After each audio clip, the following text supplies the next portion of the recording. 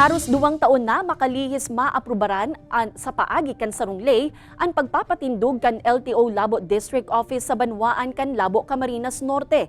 Alagad hastang ngunyan, di ipagiraray ini na pupunan. Sigun sa LTO Daet, 2 lugar kaya ang planong patindugan kan nasambitan ng opisina. Alagad mayo panin pinal na desisyon ang LTO Bicol kun arin na lokasyon ang sa indang kukuanon. Saro kaya digdi ang nasa barangay Talubatib na pigdonar kan pribadong individual.